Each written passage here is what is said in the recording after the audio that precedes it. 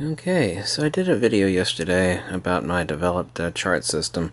Everything down here in Ergo's Mojos really does cover a lot of different stuff and has a broad spectrum conclusions on other points, but I wanted to show you my little system for showing specifications of each camera, and each camera is profiled in orange. We have three different pentagons: 0, 25, 50, and 100 being the largest, and we go from left to right, landscape, portraiture, indoor low light, crop, telephoto, macro, and birds in flight, i.e. and action and sports. One of the things that people were complaining about, and I knew people would complain, is that how is it possible that the D500 could score better than the D750?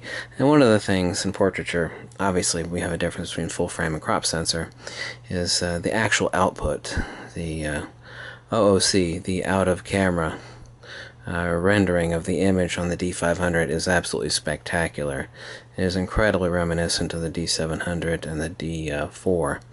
Now, people complained yesterday because I had 5 cameras that I diagrammed, but I didn't have the D7100 or the D700 diagrammed, so here they are.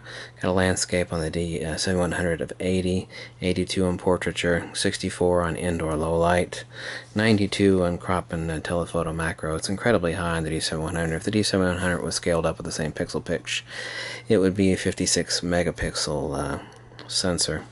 Birds in flight, action sports, rather low, 67. Not incredibly low. D700, well, the D700 has the exact same image sensor as the Nikon D3 I have over here. The output is rather radically different, and this is how I could actually score the portraiture at 98 versus 95 on the Nikon D3. How an image is rendered is not based upon the sensor, but how the signal is processed after the sensor. So we have a landscape of 70 versus 72. The D700, both are incredibly low. You actually have better cropping capability. Almost no difference. I scored it at 50 on crop tele versus 49 on the Nikon D700. 88 on action sports versus 93 on the Nikon D3. So you can see how each camera is profiled in orange is very, very similar. The Nikon D700 was always referred to as the little brother camera to the professional Nikon D3. But as far as those who had complained about, for example, the Nikon D500, on the left, the new camera, and nobody that's complaining about it has actually seen the output of the camera, nor do they have these two cameras to compare the two, and I do. So I had to compare these cameras and standalone as far as where they stand when they were produced, but also how they stand against their contemporaries and the way the balance between the two. If you think that's too subjective, well, that's your own opinion, but I've owned all these cameras, and so I had to really did think about it. So people are complaining about the portraiture scoring higher on a crop sensor. Obviously, full frame is better, using full frame lenses with the same lens compression on a full frame lens as opposed to a crop sensor is always superior on a full frame. But the actual output of the D500 out of camera, of course you can tweak that in Lightroom, but the out of camera on the D500 is incredible and far superior to that in the D750, and that is why I rated it an 88 versus an 84 on the D750.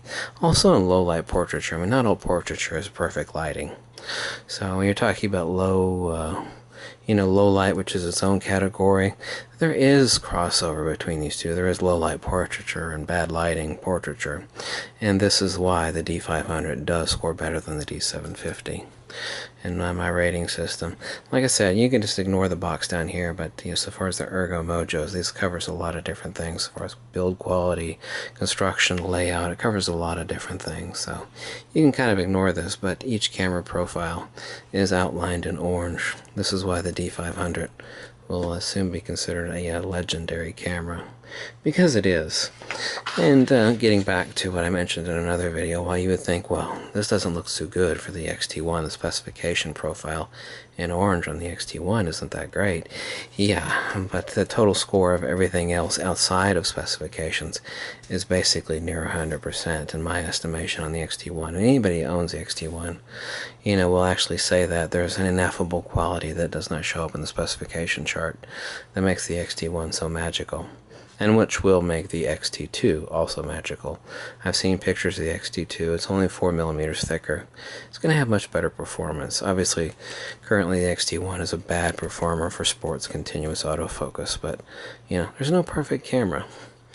And as you can see, like the Nikon D810 performs incredibly well in landscape. There's nothing that's going to touch the D810 for landscapes and portraiture. I mean, it's right near the max on landscape and portraiture.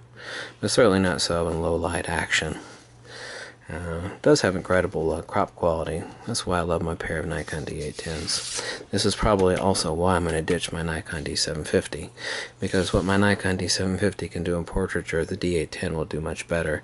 And what the Nikon D750 could do in low light action and low light autofocus acquisition and sports in action, the D500 just blows it away.